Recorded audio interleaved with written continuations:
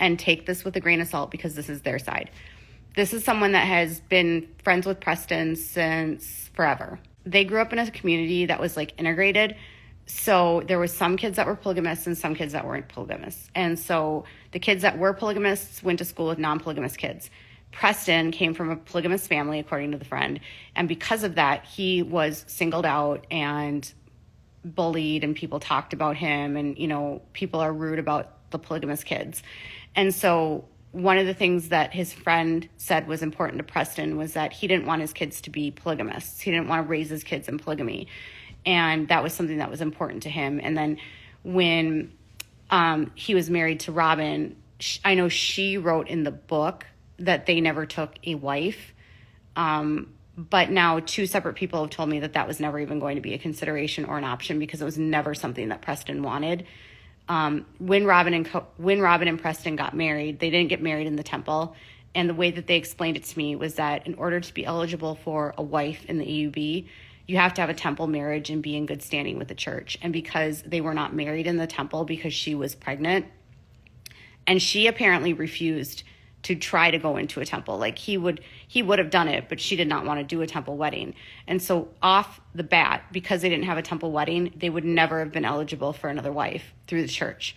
On top of that, because they didn't go through the church, they also didn't get a proper release for spiritual release from the church because they never went through the temple. So they were released by someone, but it wasn't the right person. So they never were going to be polygamists. And apparently Robin didn't want to be a polygamist. And Robin had told him, like, she didn't want him to take another wife. And she was apparently very jealous. But he didn't care because he didn't want to be a polygamist, okay? So everyone agrees that neither one of them were perfect in the marriage. They were really young when they got married. They were like 20 and 21 years old. And they had 3 kids, and Dayton is 100% his child, and so are all the other kids. And he had to work super hard because Robin had a massive spending problem. Well, I guess one of his family members was saying that Robin would go shopping all the time. And while she would go shopping, the kids would like live on ramen noodles and like spaghetti with Prego. They said that those were like the 2 things that the kids ate almost every single day. She would like leave the kids with nieces and, you know, sisters or whatever to watch them, and she'd go shopping. And then they had a shed that was in their backyard, and she would put the stuff in the shed allegedly and then like hide it from Preston. And then he found out about it right before she left. Right before she left, she gets into all this debt, like thousands and thousands and thousands and thousands and thousands and thousands of dollars in debt. The half that she took with her was $32,000, but that debt was split evenly. Okay. So there was like $70,000 or $80,000 of debt. And there also was a personal debt that they owed to his family. His family tried to bail them out when they found out about this hardship because they wanted to buy a house. And so his whole family gave them a ton of money to bail them out. And that wasn't on a credit card. So Preston, after the divorce, not only had to take on the debt that they split evenly, so they both left the divorce with $32,000 in debt, right? On top of that, he had to pay back his family. So he had to pay double that. So he was basically broke. And then he lost his business because he was like, I don't know, I guess totally like screwed. And so he had no money, and he was taking double shifts, triple shifts, trying to pay everything back. And he was ordered to pay child support, and he would send money as he had it, the friend said. Obviously, like, he just didn't have the money to send because every dime was going back to paying the debt that she left him with. He would have stuck it out. She left him. And I guess it took a long time for him to decide to file because he wanted to work things out, but she didn't want to work things out. And they had a crib. They had the basic necessities, but she just was like obsessed with shopping, I guess. When it comes to all of the stuff with like the abuse stuff, 2 separate people have said to me, no, he's not an abusive person. What his friend said to me is, listen, I was not in their marriage. I don't know what happened behind closed doors. I am sure they probably had fights like every married couple. And I'm sure they had very high stress because they had 3 children and they were young and whatever. But what the friend said is that in the entirety that he's known him, there's never been a single person that's ever accused him of being an abusive person other than Robin. So it could just be that that was a very toxic relationship, or that Robin's just not being very truthful. And then the friend said that they actually said that Robin was abusive to him. And that's what the family member said. Again, this is their side. So they say, the family member says, no, Robin actually physically assaulted him multiple times. The friend says Robin physically assaulted him multiple times. I don't know what the truth is. That's their allegation. They also said that Robin was verbally and mentally abusive as well, and very manipulative and conniving. The marriage blows up and he files for divorce, and she wants to go to Utah because she finds out about Cody and the show, allegedly. And the judge says, if you give in to her, you're never going to see the kids again. That's what the family member told me. And he apparently just wanted to keep the peace. Now, the friend did admit that he should have sued her and gone after her for the debt that she owed to his family. They felt that the reason why he didn't go after her was because he didn't want to impact his relationship with his kids, so he just let it go. She goes off with Cody. They get the show and they start disagreeing constantly about the show, the friend says. And apparently the friend says that David does not, or Preston doesn't want the kids on the show because allegedly he thinks that the kids being on the show will be detrimental to their development because everyone will know that they're a polygamist, and then they'll be targets of getting bullied. They'll become public figures that they're not prepared to be because they're so young.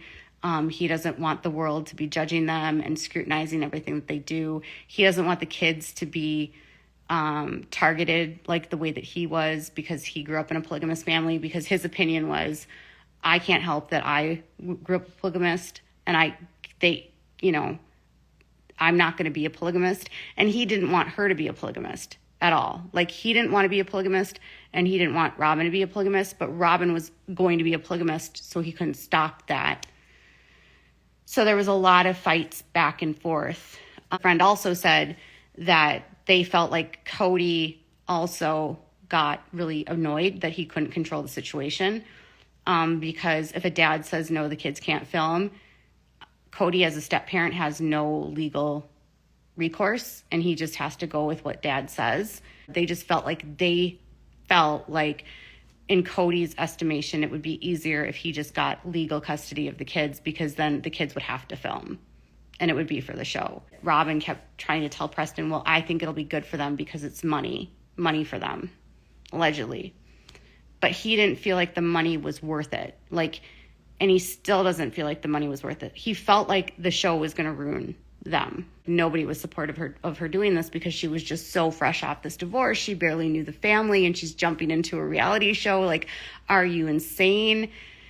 Yeah, I guess so, maybe. I don't know. The way that the friend described it, and a lot of people give him shit, and I'm just not trying to defend Preston. This is just what the friend said, because I said, what could you tell someone that is critical of him giving up his rights? And they said, this is a man that was fighting a network, a polygamous cult, a narcissist, and he had spent 8 years trying to pacify and do everything right, and he didn't have the money or the resources to outspend them.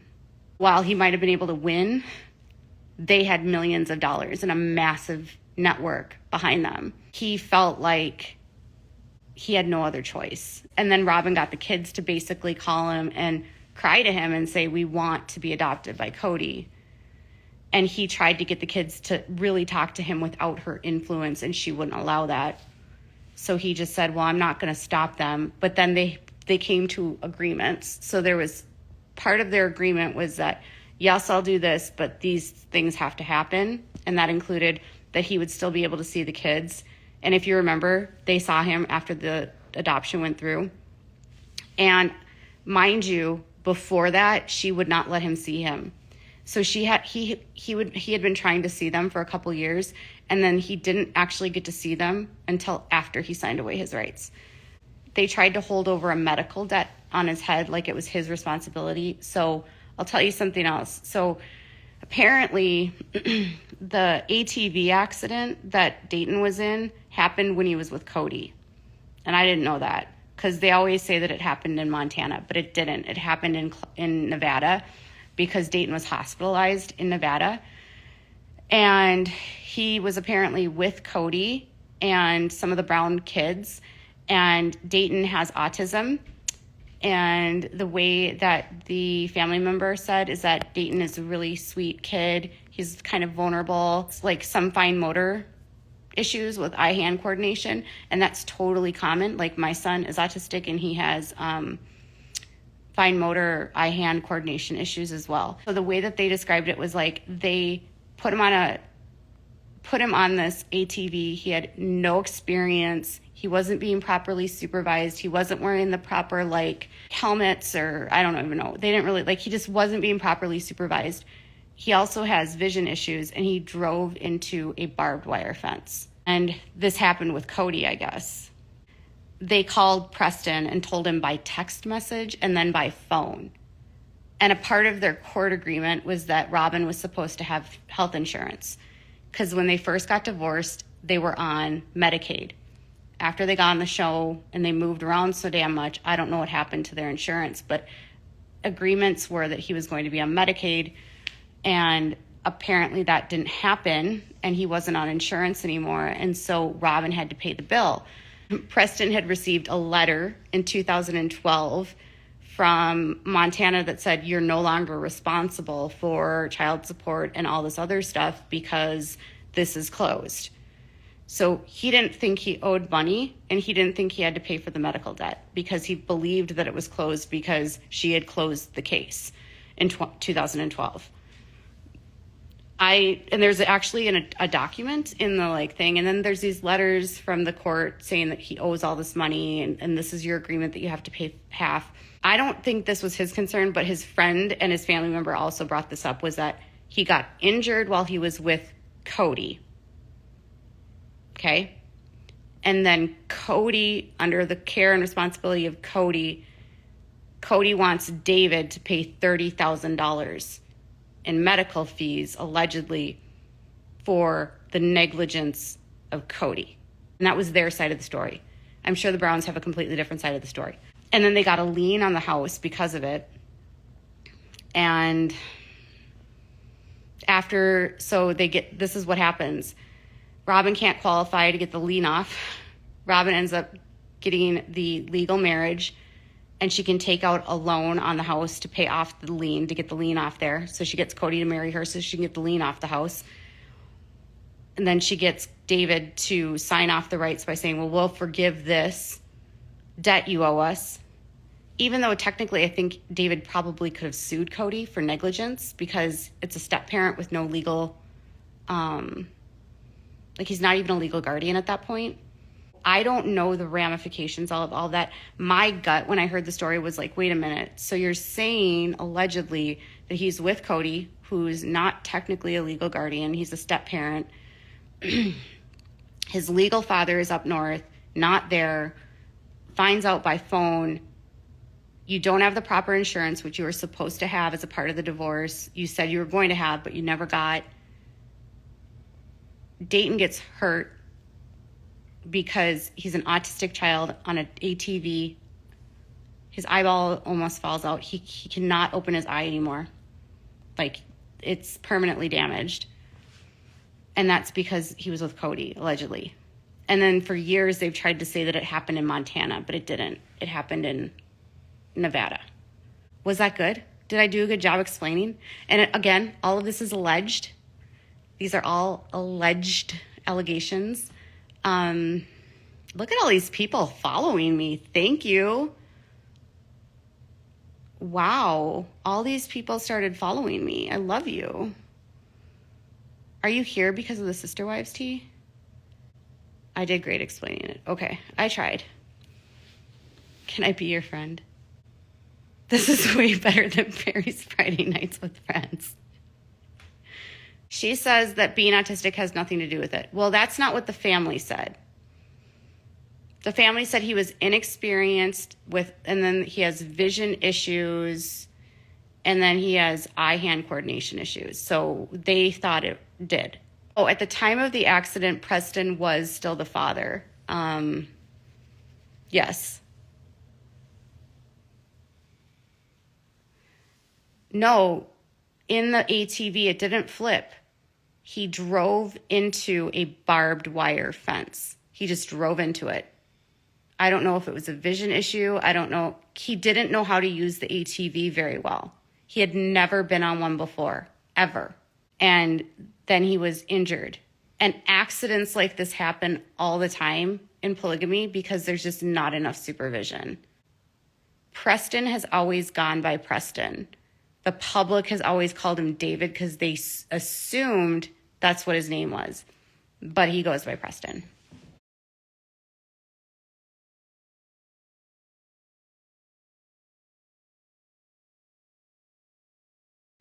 Another example of what I would say is like how I can prove that the story is likely true is if you go back and you watch the kids when they go to the ranch and they go up north to Wyoming and McKelty falls off a horse, okay? They're in the ranch, it's 2012 or 2013. None of the kids are wearing helmets on the horses. By 2012 and 2013, most often, there's safety gear that most children wear while riding a horse due to falls, okay? McKelty, not supervised, gets on a horse and is bucked off. And instead of taking her to the hospital, they took her to the chiropractor, which is so negligent. She could have been seriously injured, and a chiropractor would not have the adequate tools or like diagnostic equipment to do the x-rays and the different scans. Mary got injured, yeah. So many injuries. Yeah, and Dayton was the only kid that did not get on a horse, exactly. A chiropractor could have made it worse. And when McKelty got hurt, when she hurt her back, what did Cody do? No, chiropractors do not have the correct diagnostics to take care. No, because they're not real doctors. I'm not having a debate about chiropractors because they're not real doctors. They're there as like a holistic whatever, but they're not real doctors. So they do not have the qualifications to diagnose any of that kind of stuff. And when she was thrown off the horse, if you have a potential back injury, and I'm not even a doctor, but I've had basic first aid. I went through first aid because I was a camp counselor years ago. And the number one thing that they tell you is if someone has a potential back or neck injury, you do not move them. And you stabilize their back and their neck and you call 911 until someone else can stabilize their back and their neck to make sure that they don't cause further injuries to the spinal cord, to the neck, or to the head. What does Cody do? Cody flips her on the side, makes her stand up, tries to make her walk. She can't even walk. They don't call the doctor. Oh, see, someone said that's correct. You shouldn't have moved her because you don't know what's injured. My kid was on an ATV, crashed into a trailer, thrown back 10 feet without the helmet. He'd have been decapitated. 2 ranch hands got him up, and I lost my mind. He had compression fractures. Yeah. So I don't think Robin's house is ever filmed because the house is a mess. Frankly, she's got a shopping addiction. The nanny might clean the house too because of her shopping addiction. Who knows? She's a hoarder.